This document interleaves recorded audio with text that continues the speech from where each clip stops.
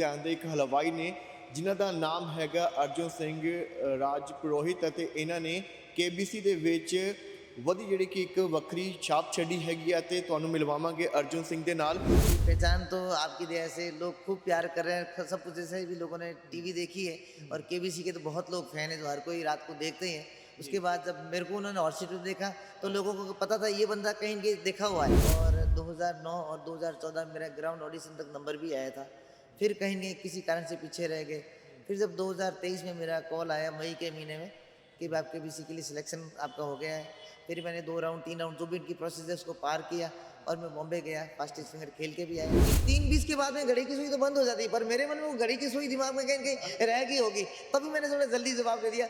जबकि मैं उस उपन्यास के बारे में सोचता ना तो मेरे को मुखर्जी याद आ जाता, पर मेरे मन में कहीं कहीं वो बैनर्जी दबा रह गया, वो बैनर्जी ही मैंने बोल दिया और वही आंसर मेरा गलत हो गया। तो एक बार तो मेरे यकीन ही नहीं हुआ। सर ने दोबारा नाम मेरा अनाउंस किया, अर्जुन सिंह जी। ये जैसे मेरा नाम मेरे कानों में गूंजा ना तो मेरे अंदर यहाँ एक्साइटमेंट आ गई कि मैंने हवा में ऐसे अपना आप को लहराया कि जी मैं वास्तव कोई अचीव मैंने कुछ किया है। और रियली वो बहुत बड़ा प्राउड मोमेंट था मेरे लिए।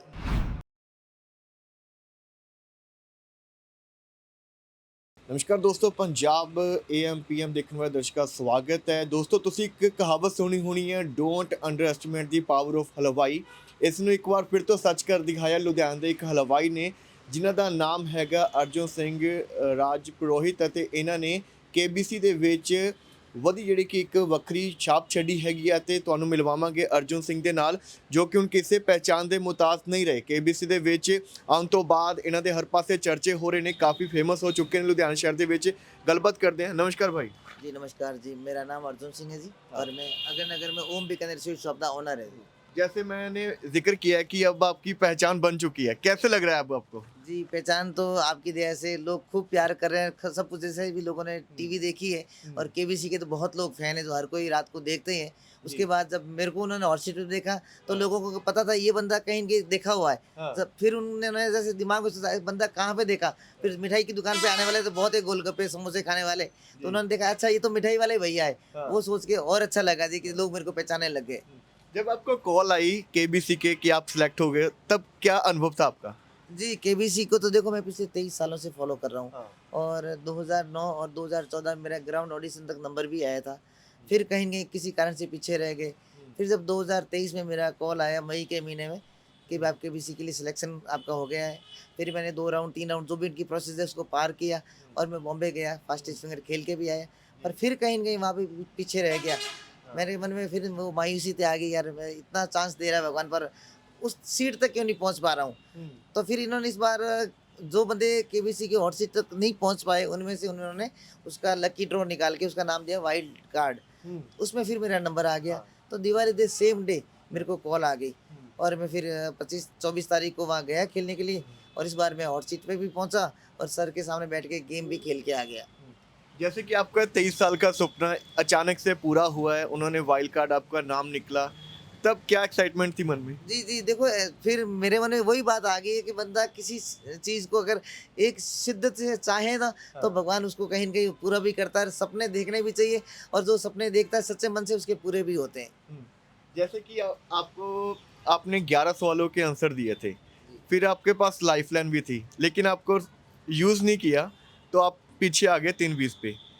क्या ओवर एक्साइटमेंट थी या क्या था वो? नहीं नर्वसनेस? नहीं नर्वसनेस बिल्कुल नहीं थी और एक्साइटमेंट भी बिल्कुल नहीं थी। मेरे अंदर ये था कि मैं इस सवाल का जवाब जानता हूँ और मन में ना वो उसका ऑप्शन कहीं कहीं मेरे मन में क्लिक कर रहा था कि यार इसका आंसर यही होगा। सर ने जब भी मेरे को कहा भी था कि अर्जुन सिंह अगर आपको कहीं दुविधा लग रही है तो आप लाइफलाइन यूज़ कर सकते हो, पर मैंने सोचा नहीं इसका आंसर यही है। और मैं सबसे बड़ी बात क्या बताऊँ आपको कि मैं लीज रिस्क पे था, तो मैंने सोचा अगर जब रिस्क पे खड़ा हूँ अगर खुदा न खास्ता आंसर गलत भी हो गया तो मेरे को लॉस नहीं है। वही सोच के मैंने वो आंसर दिया, पर अनफॉर्चुनेटली वो गलत हो गया। जैसे कि वहाँ पे घड़ी की सुई टिक टिक टिक टिक चलती रहती, वो भी प्रेशर माइंड पे डाल रही थी। जी 3:20 के बाद में घड़ी की सुई तो बंद हो जाती, पर मेरे मन में वो घड़ी की सुई दिमाग में कहीं न कहीं रह गई होगी, तभी मैंने थोड़ा जल्दी जवाब दे दिया। जबकि मैं उस उपन्यास के बारे में सोचता ना तो मेरे को मुखर्जी याद आ जाता, पर मेरे मन में कहीं कहीं वो बैनर्जी दबा रह गया, वो बैनर्जी ही मैंने बोल दिया और वही आंसर मेरा गलत हो गया। जैसे कि इतनी बड़ी महान शख्सियत आपके सामने बैठी है अमिताभ बच्चन, उनको देखकर भी नर्वसनेस हुई या कुछ बिंदास होके आपने आंसर दिए? नहीं, नहीं, आप मेरा एपिसोड देख सकते हैं, मेरे हाँ। को नर्वसनेस तो बिल्कुल फ़ील नहीं हुई। और सर एक ऐसी शख्सियत है जो बंदे को ना कंफर्टेबल फ़ील करवाते हैं। जैसे आप और हम बातें करें, ऐसे ही मेरे को फ़ील हुआ जैसे मैं उनसे कभी कहीं मिला हुआ हूँ, और वही उन्होंने फ़ील करवाया। और उन्होंने कहा, अर्जुन सिंह जी आप बिंदास होके बैठ के आराम से, अब आपके ऊपर कैमरे फ़ोकस है, अब आप हाँ। सब चीज़ें आस-पास की भूल जाइए। आपने सिर्फ़ अपने ज्ञान पे ध्यान देना है, और वही मैंने दिया, और उसी का परिणाम मिला, मैं कुछ आगे तक पहुँच पाया। जब हॉट सीट पे बैठे उस समय का क्या आपका एक्सपीरियंस था जब सभी ऑडियंस की नज़रें आप पे थी, पूरे हिंदुस्तान की नज़रें आप पर थी, तब क्या चल रहा था माइंड में? जी, सबसे पहले मैं आपको ये बताना चाहूँगा, सर ने जब मेरा नाम लिया, जो उन्होंने सवाल पूछा सीगा, तो उस सवाल का मैंने आंसर है ना 4.82 सेकंड में दे दिया था। और सर ने नाम बोला लीडर बोर्ड पे, अर्जुन सिंह जी, तो एक बार तो मेरे यकीन ही नहीं हुआ। सर ने दोबारा नाम मेरा अनाउंस किया, अर्जुन सिंह जी। ये जैसे ही मेरा नाम मेरे कानों में गूंजा ना, तो मेरे अंदर यहाँ एक्साइटमेंट आ गई कि मैंने हवा में ऐसे अपना आप को लहराया कि जी मैं वास्तव में कोई अचीव मैंने कुछ किया है। और रियली वो बहुत बड़ा प्राउड मोमेंट था मेरे लिए। बेसिकली आप कहाँ से बिलोंग करते हो? जी, मैं बेसिकली जोधपुर के पास गाँव है अराबा, हाँ। और मैं राजपुरोहित हूँ, और हम लुधियाना में पिछले 25 सालों से। अब तो मेरा घर, परिवार सब पंजाब ही है, और लुधियाना ही मेरा शहर है। जी। जैसे कि अब आप केबीसी से वापस आए हैं, घर पे कैसा माहौल था? दुकान पे सब कैसा चल रहा था? जी, माहौल तो बहुत शानदार था। लोगों का एक ही सवाल था, जैसे आप मेरे जानकार हो, पूछते थे कहाँ तक पहुँचे, कहाँ तक पहुँचे? उसी सवाल को मैंने दबा के रखा, मैंने किसी को नहीं बताया। मैंने कहा जी मैं कुछ ज़्यादा नहीं कर पाया, पर आप देखोगे तो अच्छा लगेगा। एक ही मेरे टैगलाइन थे, आप देखो अच्छा लगेगा। पर उनके मन में था ये पता नहीं कहाँ तक पहुँचा होगा। कोई सोच रहा 10,000 पे गिर गया होगा, कोई कह रहा है शायद क्या पता 12, 50, 25 तक पहुँच गया। पर वो सब चीज़ है ना मैंने छुपा के रखी, और लोगों ने जब देखा एपिसोड तब पता लगा उनको कि भई मैं यहाँ तक पहुँच पाया हूँ। जैसे कि आपने यहाँ तक पहुँचने के लिए पिछले 23 साल की मेहनत आपकी कह सकते हैं कि अब लगातार ट्राई कर रहे हो। अभी आपका बेटा भी ट्राई कर रहा है, उसको आप गाइडेंस दे रहे हो? जी, जी, केबीसी जूनियर में बेटे का इस बार नंबर भी आ गया था, पर मैं दिवाली का सीज़न करके थोड़ा बिज़ी रह गया, तो मैंने उसको आगे फ़ॉलो नहीं कर पाया। पर बेटा भी पढ़ाई में ठीक है, और मैं उसको जूनियर के लिए उसके पास 2 साल है, तो मैं कोशिश कर रहा हूँ, खुदा न खास्ता अगर बात बनी तो वो जूनियर ज़रूर खेलेगा।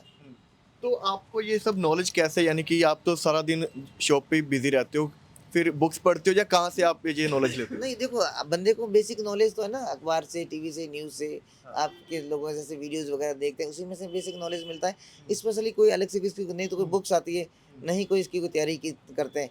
बस जो भी है मेरा अपना खुद का ज्ञान है बस। ਸੋ ਬਾਕੀ ਇਹ ਤੁਹਾਨੂੰ ਮਿਲਵਾਇਆ ਹੈਗਾ ਅਰਜੁਨ ਸਿੰਘ ਜੀ ਦੇ ਨਾਲ, ਜੋ ਕਿ ਹੁਣ ਇੱਕ ਸੈਲੀਬ੍ਰਿਟੀ ਤੋਂ ਘੱਟ ਨਹੀਂ ਹੈਗੇ ਨੇ। ਲੁਧਿਆਣਾ ਸ਼ਹਿਰ ਦੇ ਵਿੱਚ ਇੱਕ ਵੱਖਰੀ ਇਹਨਾਂ ਦੀ ਪਹਿਚਾਣ ਬਣ ਚੁੱਕੀ ਹੈ ਜਦੋਂ ਤੋਂ ਇਹ ਕੌਣ ਬਣੇਗਾ ਕਰੋੜਪਤੀ ਦੇ ਵਿੱਚ ਹੋ ਕੇ ਆਏ ਨੇ, ਅਤੇ ਇਹਨਾਂ ਦੇ ਐਕਸਪੀਰੀਅੰਸ ਸਾਂਝਾ ਕੀਤਾ ਹੈ ਕਿ ਕਿਸ ਤਰ੍ਹਾਂ ਦੇ ਨਾਲ ਇਹਨਾਂ ਨੂੰ ਉੱਥੇ ਜੋ ਫੀਲ ਹੋਇਆ, ਕਿਵੇਂ ਦਾ ਮਾਹੌਲ ਸੀਗਾ। ਸੋ ਇਹ ਵੀਡੀਓ ਤੁਹਾਨੂੰ ਕਿਵੇਂ ਦੀ ਲੱਗੀ, ਕਮੈਂਟ ਕਰਕੇ ਆਪਣੇ ਵਿਚਾਰ ਜ਼ਰੂਰ ਦਿਓ।